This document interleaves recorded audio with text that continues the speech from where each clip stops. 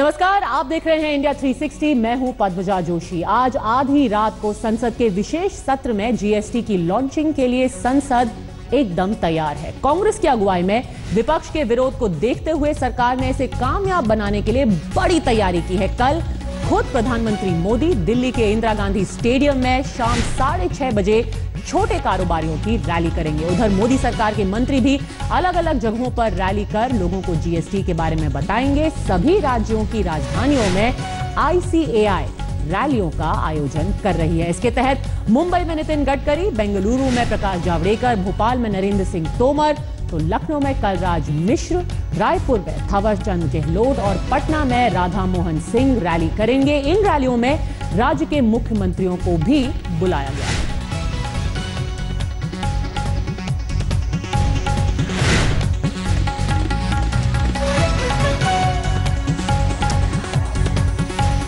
आइए आपको दिखाते हैं कि पीएम मोदी ने आज अहमदाबाद में जीएसटी को लेकर क्या कहा।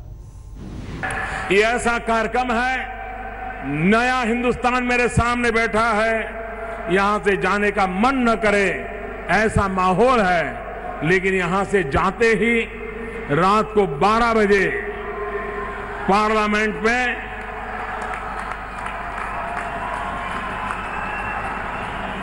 भारत के भाग्य के एक नई दिशा के द्वार वहां खुलने वाले हैं। तो मुझे यहां सीधा पार्लियामेंट पहुंचना है।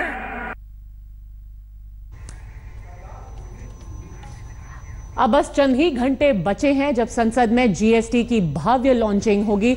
आपको बता दें कि कल जो रैली होने वाली है बहुत बड़ी तरीके से लोगों तक पहुंचा रहे हैं जीएसटी के फायदे पूरी सरकार। खुद प्रधानमंत्री मोदी कल 6:30 बजे रैली करेंगे दिल्ली में। मुंबई में होंगे नितिन गडकरी, बेंगलुरु में प्रकाश जावड़ेकर, लखनऊ में होंगे कलराज मिश्र, भोपाल में नरेंद्र सिंह तोमर, रायपुर में थावरचंद गहलोत और पटना में होंगे राधा मोहन सिंह। कोशिश यह है कि हर एक आदमी तक जीएसटी के फायदे को पहुंचाया जाए। तो अब कुछ ही घंटे बचे हैं जब संसद में जीएसटी की लॉन्चिंग होगी। रात करीब 11 बजे से संसद के सेंट्रल हॉल में यह कार्यक्रम शुरू होगा और आजादी के ऐलान की तर्ज पर ही आधी रात को नई टैक्स व्यवस्था लागू की जाएगी। इस मौके पर संसद को रंग बिरंगी लाइटों से जबरदस्त तरीके से सजा दिया गया है।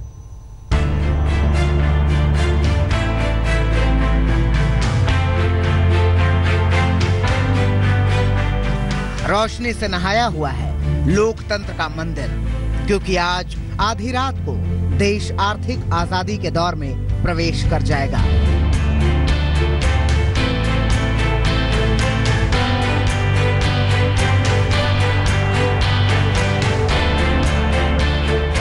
जीएसटी यानी गुड्स एंड सर्विसेज टैक्स को लागू करने के लिए आज रात संसद का विशेष सत्र बुलाया गया है।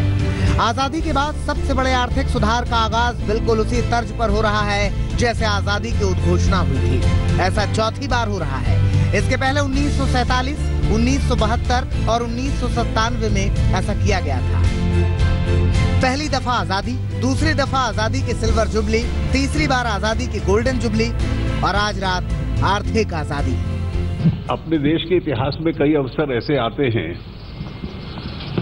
जब देश को एक नई व्यवस्था जो भविष्य के लिए बेहतर हो उसको लागू करने का मौका मिलता है। और मैं निश्चित रूप से मानता हूं कि कई ऐसे बड़े कदम होते हैं जिससे देश की तकदीर आगे बढ़ती है और ये उनमें से एक कदम निश्चित रूप से रहेगा। आर्थिक सुधार की दिशा में इस बड़े कदम को जश्न के तौर पर मनाने के लिए आज संसद में खास कार्यक्रम रखा गया है। संसद का विशेष सत्र रात 10:40 से 1 जुलाई को 12:10 तक चलेगा। विशेष सत्र में सांसदों समेत करीब 1000 लोग शामिल होंगे। संसद के सेंट्रल हॉल में होने वाले कार्यक्रम के लिए विशेष मंच सजाया गया है जिस पर 6 कुर्सियां होंगी। इसमें राष्ट्रपति प्रणब मुखर्जी, प्रधानमंत्री नरेंद्र मोदी, स्पीकर सुमित्रा महाजन, उपराष्ट्रपति हामिद अंसारी, पूर्व प्रधानमंत्री HD देवगौड़ा और वित्त मंत्री अरुण जेटली बैठेंगे। लेकिन आर्थिक आजादी के इस महाजश्न से ज्यादातर विरोधी दल और कांग्रेस नेता नदारद रहेंगे। आज तक ब्यूरो। तो देखा आपने कैसे एक तरफ जीएसटी को लॉन्च करने के लिए सरकार ग्रैंड शो कर रही है, दूसरी तरफ जीएसटी के विरोध में आधे हिंदुस्तान में व्यापारी प्रदर्शन कर रहे हैं। देश के कई हिस्सों में व्यापारियों ने सड़क पर निकलकर जीएसटी का विरोध किया।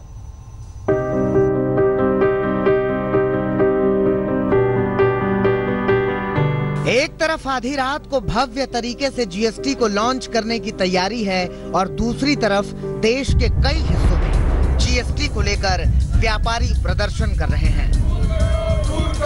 जीएसटी मंजूर नहीं। जीएसटी के विरोध में आज तमाम दिल्ली के व्यापारी बंद के आह्वान के साथ यहाँ पर हैं और बताना चाहेंगे हम लोग के होलसेल की जो सबसे बड़ी मार्केट कही जाती है अमर कॉलोनी लाजपत नगर की, उसकी आज सारी दुकानें बंद हैं। दिल्ली में व्यापारियों ने जीएसटी के विरोध में बंद का ऐलान किया है। इस वक्त हम कश्मीरी गेट के बड़ा बाजार में हैं। ये ऐसा इलाका है जहां पांव रखने की जगह नहीं होती है वीकडेज में, और ये मार्केट पूरी तरह से ठप पड़ा हुआ है। जहां तहां गाड़ियां सिर्फ पार्क्ड हैं, कुछ एक खाने पीने की दुकानें खुली हैं और सारी दुकानें बंद हैं। दिल्ली में व्यापारी वर्ग जीएसटी के विरोध में नारे बुलंद कर रहा है, तो ट्रेडर्स यूनियन ने लखनऊ में बंद का आह्वान किया है। आज हम अमेरिका बनाना चाहती है सरकार, हमें बनाए, हम बनने को तैयार हैं, लेकिन हमें एक एक कंप्यूटर दे दे, एक एक चार्टर्ड अकाउंटेंट दे दे और उसके बाद जीएसटी लागू कर दे। पीएम मोदी के संसदीय क्षेत्र वाराणसी में भी जीएसटी का जोरदार विरोध देखने को मिला। उत्तर प्रदेश के उद्योग नगरी कही जाने वाले कानपुर में भी व्यापारियों का गुस्सा जीएसटी के विरोध में फूटा।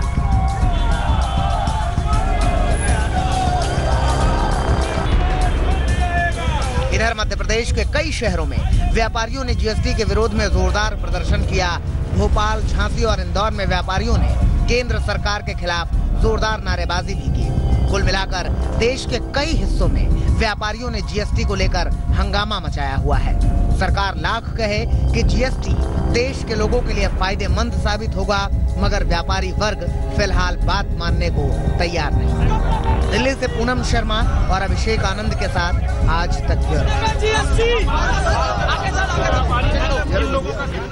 और ऐसे ही व्यापारियों का डर दूर करने के लिए और इनको जीएसटी के फायदों के बारे में बताने के लिए कल से रैली हो रही है। सरकार के मंत्री, खुद प्रधानमंत्री रैली कर रहे हैं। आपने देखा कैसे शहर शहर जीएसटी का विरोध हो रहा है, लेकिन मुंबई में आज बीजेपी ने जीएसटी के समर्थन में रैली निकाली।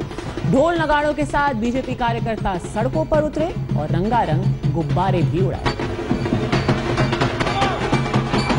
ना रहे उनको समय दिया जाएगा और जीएसटी जो है वो सबके लिए ही अच्छा है।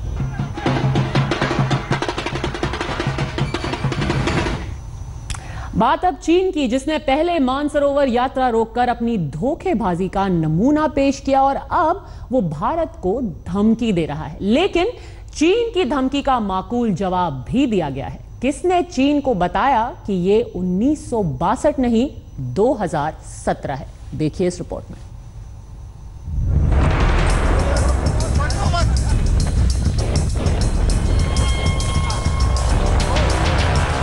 हिंदुस्तान के संयम को चीन ने कमजोरी समझकर जब एलएसी पर दादागिरी शुरू की, तो भारत को भी सख्त लहजे में कहना पड़ा कि ड्रैगन का देश 2017 को 1962 समझने की भूल न करे।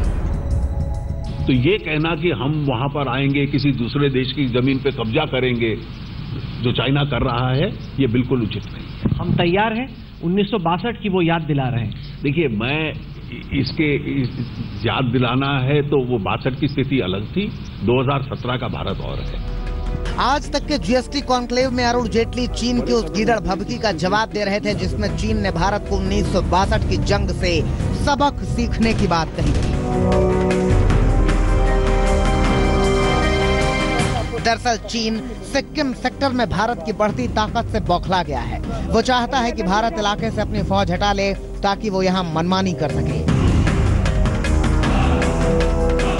ये चीन की ही मनमानी तो है कि उसने कैलाश मानसरोवर यात्रा को नाथुला दर्रे के पास रोक दिया, जबकि 2015 में ही दोनों देशों के बीच इस यात्रा मार्ग पर सहमति बनी थी। चीनी रवैये से परेशान होकर भारत ने सिक्किम स्थित नाथुला दर्रे से होने वाली मानसरोवर यात्रा को भी भारत ने रद्द कर दिया है। यही नहीं, जून के पहले हफ्ते में चीनी फौज ने दोकाला जनरल इलाके में घुसकर 2 बंकरों को नष्ट कर दिया था और भारतीय फौज से धक्का मुक्की भी की थी।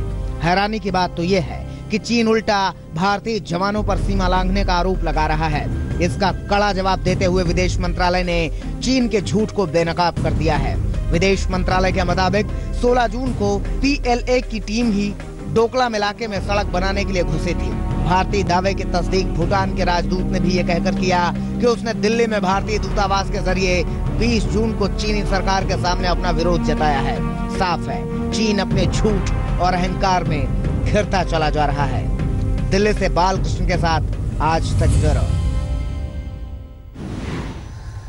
और इस वक्त खबर आ रही है पटना से, जहां पर एयरपोर्ट में एक प्लेन का टायर बर्स्ट होने की वजह से एक एयरक्राफ्ट का टेक ऑफ नहीं हो पाया। सुशील मोदी दिल्ली के लिए चलने वाले थे। सारे जो यात्री हैं उस एयरक्राफ्ट में फिलहाल वो ठीक है। इंडिगो के विमान का टायर फट गया, उसकी वजह से रनवे बंद हो गया है और कुछ घंटों से इसी वजह से आवाजाही ठप हो गई। इंडिया 360 में आप खबर मुरादाबाद से, जहां एक शॉपिंग कॉम्प्लेक्स के बाहर 3 बदमाशों ने एक शख्स पर जानलेवा हमला बोला। 3 बदमाशों ने चाकुओं से कई वार किए। चाकूबाजी की एक घटना CCTV में कैद हो गई।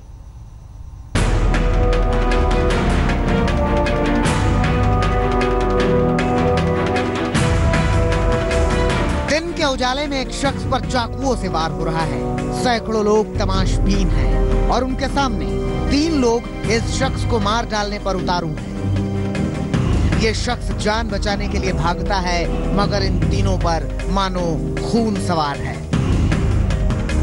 पूरी तस्वीर शुरू से देखिए। शॉपिंग कॉम्प्लेक्स से बाहर भागते हुए ये 2 लोग दिखते हैं। पीछे पीछे एक बुर्के वाली महिला भागती है। कुछ सेकंड के बाद ये दोनों इस कार के पास पहुंचते हैं। ये दोनों इस कार के पीछे बातें करने लगते हैं। ऐसा लगता है कि मामला सुलझ गया, मगर एकाएक ये शख्स जान बचाने के लिए फिर भागता है। पीछे पीछे चाकू और डंडा लेकर ये बदमाश इसे पीटते हैं। देखिए, ये शख्स इस पर चाकुओं से ऐसे ही कई वार करता है। बुर्के वाली महिला इसे बचाने की कोशिश करती है, मगर सब बेकार।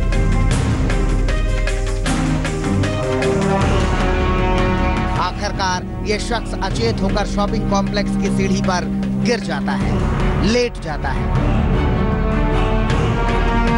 तस्वीरें मुरादाबाद के सिविल लाइन कॉम्प्लेक्स के बाहर की हैं और इस शख्स का नाम है महबूब। महबूब अपनी बीवी के साथ यहाँ शॉपिंग करने आया था और यहीं इन तीनों बदमाशों ने इसे मारने का प्लान रच लिया। बताया जा रहा है कि जानलेवा हमला करने के पीछे पैसों का लेन देन है। 3 आदमी गांव के थे, जिसने पीछे से हमला कर दिया, चक्कू से गर्दन पे वार करा और पेट में। तो आज क्या हुआ? आज उन्होंने अपनी दुश्मनी का बदला निकाल लिया, जिससे इसे जान से मारने की कोशिश की गई। महबूब की हालत नाजुक है, उसे दिल्ली रेफर किया गया है। वहीं आरोपियों की पहचान हो गई है। पुलिस ने मामला दर्ज कर लिया है, मगर आरोपी फरार है। CCTV फुटेज से 3 लड़के दिखाई दे रहे हैं। उनको उसकी बीवी ने पहचान भी लिया है। तो जो नामजद हैं, अब आरोपियों की पहचान तो सीख हो ही गई है। अब उनकी गिरफ्तारी करना बाकी है। शीघ्र ही आज हम उनकी गिरफ्तारी करना सुनिश्चित करेंगे। सवाल यह है कि इतने लोगों के सामने एक शख्स को मार डालने की कोशिश हुई और लोग तमाशा देखते रह गए। अगर लोगों ने जरा सी हिम्मत दिखाई होती तो ये बदमाश भागने में सफल न हुए होते। शरद गौतम, मुरादाबाद, आज तक। बाबा बर्फानी के दर्शन के लिए अमरनाथ यात्रा पर निकले श्रद्धालुओं के अरमानों पर फिलहाल पानी पड़ गया है। रास्ते में झमाझम बारिश के साथ साथ बर्फबारी भी हो रही है। आपको बता दें कि भूस्खलन के कारण जम्मू श्रीनगर राष्ट्रीय राजमार्ग पर यातायात भी बाधित हो गया है।